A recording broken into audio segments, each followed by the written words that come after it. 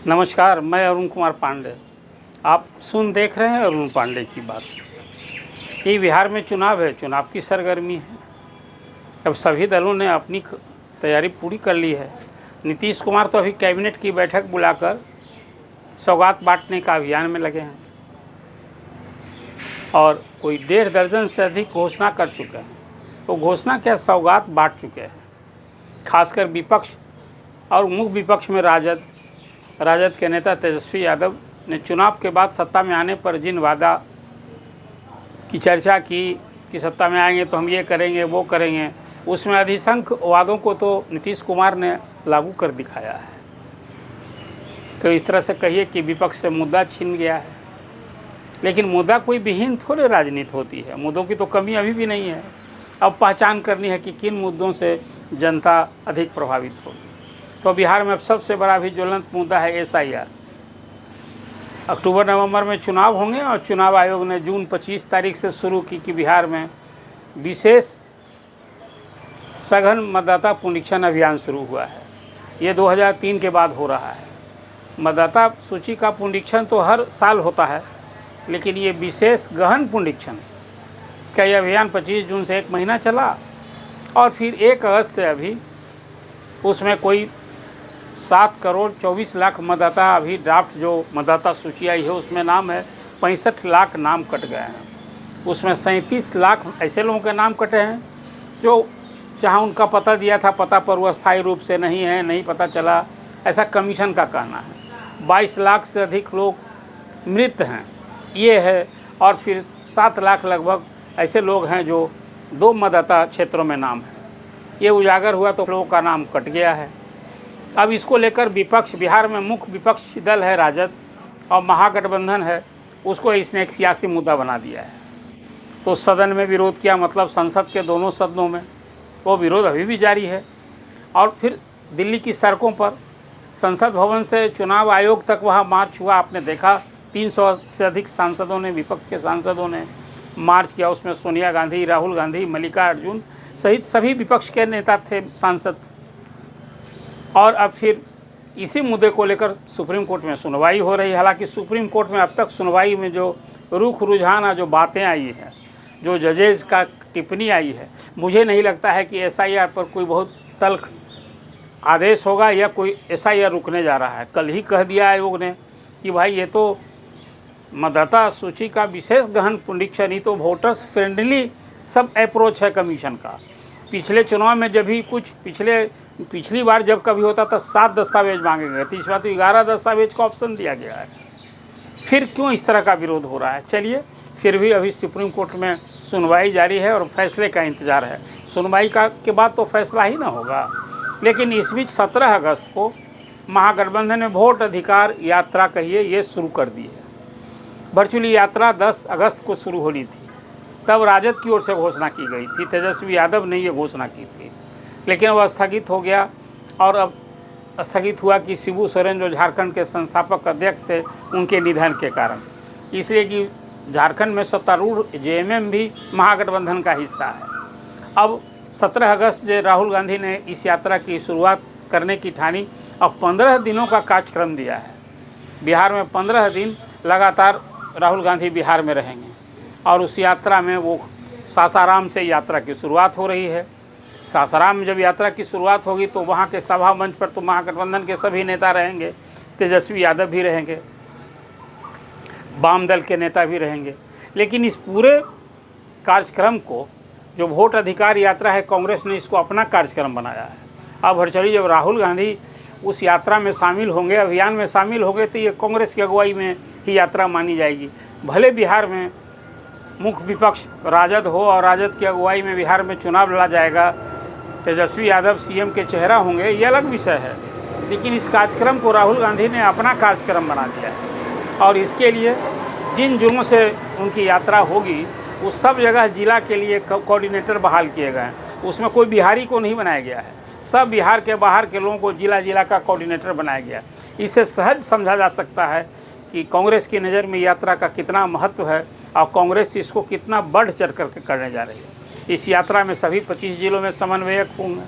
हालांकि इसको लेकर जदयू BJP ने खिल्ली भी उड़ाई कि बिहार में एसआईआर हो रहा है और एसआईआर में कहा जा रहा है कि हाँ वोट लोगों को फर्जी बना दिया गया है, काट दिया गया है, लेकिन समन्वयक कोई बिहारी को नहीं बनाया गया है, ये गैर बिहारियों को बनाया गया। खैर, यात्रा शुरू होगी और राहुल गांधी जिन जिलों से गुजरेंगे उसकी चर्चा करने के पहले एक बात आप सबको गौर करने की ज़रूरत है।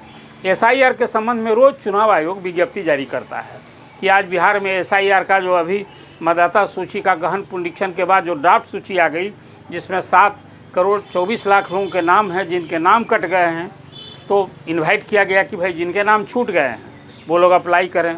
आपको सुनकर हैरानी हो कि आज तक अभी जो चुनाव आयोग का अद्यतन जो विज्ञप्ति आई है उसमें दिखाया गया है कि अभी तक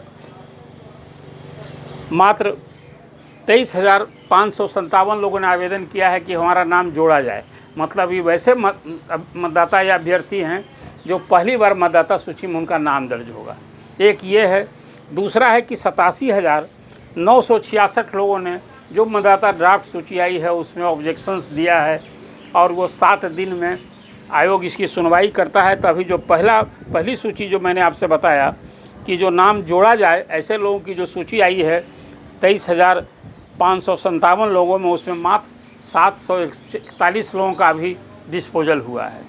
तो आयोग में एक प्रक्रिया है, उसमें छानबीन होता है। मैं यहाँ उल्लेख ये करना चाहता हूँ कि एसआईआर जहाँ सियासी मुद्दा बना है और सभी राजनीतिक दलों ने बूथ स्तर पर बीएलए बहाल कर रखा है, तो भाई राजनीतिक दल के जो बूथ एजेंट हैं, बूथ लेवल एजेंट हैं, उनको चाहिए कि जिनके नाम काट दिए गए हैं उनके नाम जुड़वाने के लिए फॉर्म भरवाना चाहिए। ये पहल नहीं हो रही है। चुनाव आयोग बताता है कि आज तक किसी एक ने भी जिनका नाम काट दिया गया है कि भाई वो मृत या जीवित हैं या जीवित को मृत किया गया है या यहाँ है और बाहर दिखा गया है, एक किसी ने आवेदन नहीं दिया है। ये चुनाव आयोग की जो रिपोर्ट है मैं उसकी बात आपसे कर रहा हूँ। तो इसका मतलब है कि ये सियासत हो रही है। और सुप्रीम कोर्ट का भी जो रुख रवैया दिख रहा है उसमें एसआईआर को लेकर जो संपूर्ण विपक्ष, राजद, कांग्रेस की ओर से वहाँ जो याचिका दायर की गई है, शायद सुप्रीम कोर्ट भी विपक्ष की भद पीटने वाली है। न एसआईआर रुकेगा, एसआईआर होगा तो चुनाव आयोग ने कही दिया कि भाई जो मरे हुए लोग हैं या जो अस्थायी रूप से बाहर चले गए हैं उनका नाम कैसे जोड़ा जा सकता है, या जो क्षेत्रों में नाम है वो कैसे जोड़ा सकता है। इसमें मेरी एक दृढ़ राय है। देखिए, अब तक ये 18वीं विधानसभा के लिए चुनाव हो रहा है। मैं बिहार की बात कर रहा हूँ। यूँ पूरे देश की बात करें तो ये बात किसी से छिपी नहीं, कोई इसको नहीं मान सकता है, या मैं भी नहीं मानता हूँ कि कभी किसी चुनाव के लिए मतदाता सूची परफेक्ट थी। उसमें गड़बड़ी हुआ करती थी। मरे हुए लोगों के नाम, बाहर चले गए उनके नाम, फिर पुरुष मतदाता की जगह किसी में महिला का फ़ोटो आ गया, महिला की जगह फ़ोटो का नाम में गलती तो होती थी, सुधार भी नहीं होता था। लेकिन उस समय सब कुछ ऐसे चलता रहता था। जब मतदाता सूची का विशेष गहन पुनरीक्षण हुआ तो ये सब बात उजागर हुआ। भला बताइए ना, इसी साल 6 जनवरी को बिहार की मतदाता सूची, जो पुनरीक्षित मतदाता सूची जारी हुई थी, उसमें लगभग 8 करोड़ नाम थे, 8.25 करोड़। तो ये 22 लाख मरे क्या, ये जनवरी के बाद मरे हैं? ये नाम पहले से जुड़े थे, मैं ये मानता हूँ। अब छानबीन में आयोग की नज़र में ये 22 लाख का पहचान हुए। 37 लाख लोग जो बाहर चले गए हैं, जो अपने पते पर नहीं हैं, वो इस जनवरी के बाद गए हैं क्या? ये सब कुछ इसलिए हो रहा है कि सब ढीलशील व्यवस्था इसी प्रशासनिक तंत्र के। मेरा ये फिर मैं दोहराता हूँ, दृढ़ मत है कि जो मतदाता सूची तैयार की जाती है उसका पुनरीक्षण होता है। उसमें जो लोग इस काम में कर्मचारी अधिकारी लगाए जाते हैं उनको आंसरेबल बनाना चाहिए कि यदि कहीं गलती उजागर होगी तो उनको पनिशमेंट मिलना चाहिए। अब हर चुनाव में बीएलओ सबके लिए मानदेय बढ़ाया जाता है। अभी आपने खबर देखी होगी कि जो अभी मतदाता सूची के पुनरीक्षण में जो कर्मचारी अधिकारी लगे हैं उस सबको मानदेय बढ़ाया गया, 10,000, 15,000 इस तरह से किया गया है। लेकिन उनकी गलती के कारण जो लोग को परेशानी होती है, जो चुनाव आयोग को भद पीट रही है, तो ऐसे कर्मियों के खिलाफ सख्त कार्रवाई होनी चाहिए। ये दंडनीय अपराध बनाना चाहिए कि जो मतदाता सूची गड़बड़ बनाते हैं उनके खिलाफ कार्रवाई हो, उनको सज़ा मिलनी चाहिए। एक तो बात मैं ये कह रहा था। और दूसरी बात यह है कि जब राहुल गांधी की ये जिलों से जो अभी 21-22 जिलों से उनकी यात्रा होगी और कांग्रेस जो 50 सीट विधानसभा की लड़ने की पूरी तैयारी कर चुकी है, उन क्षेत्रों से राहुल गांधी की ये यात्रा जो गुजरेगी, जिसमें पहले दिन तो सभी दल के लोग रहेंगे, लेकिन राहुल यात्रा का फिर बीच में कहीं विश्राम होगा। पहला विश्राम जो प्रदेश अध्यक्ष हैं राजेश राम, उनके औरंगाबाद ज़िले के कुटुंबा जो घर है उनका, वहाँ होगा। इसी तरह से बीच बीच में रुकते हुए और फिर इनका समापन अंतिम में छपरा में होगा। और 1 सितंबर को पटना के गांधी मैदान में इसी वोट अधिकार यात्रा को लेकर के विपक्ष की ओर से रैली, वहाँ रैली होने वाली है। और आपको मालूम है कि उसी 1 तारीख को जो मतदाता सूची का अंतिम प्रकाशन करने की तैयारी है। तो मतदाता सूची की लड़ाई ये समाप्त नहीं हो रही। मुझे यह भी लगता है, ये जो भरोसे की जानकारी मिली है कि राहुल तो 15 दिन के करेंगे, फिर प्रियंका का भी बिहार में प्रवास हो सकता है। इसका भी कार्यक्रम कांग्रेस बना रही है। और जो माई बहना योजना के तहत 2500 रुपये जो मासिक देने का की परिकल्पना वादा किया है कांग्रेस ने, इस इशू को घूम कर प्रियंका भी बिहार में समय देंगे, जिस तरह से राहुल प्रवास में रहेंगे।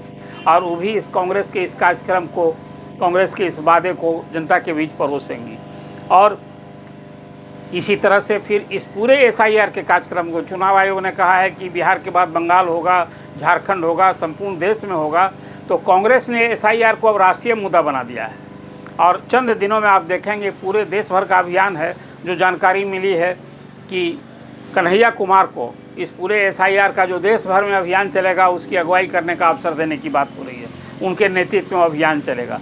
तो कुल मिला जुला कर कांग्रेस अपनी खोई ज़मीन की वापसी के लिए और लोगों को अपने दिल को जीतने के लिए, खासकर बिहार में तो कांग्रेस जो है अपने पैर पर खड़ा होने के लिए, उसको पिछले चुनाव में जो सीट जीती है वो तो जीतना ही लक्ष्य है ही, लेकिन उसका है कि हम अपनी ज़मीन तैयार करें। हम जितनी भी सीट रहें, अधिक से अधिक सीट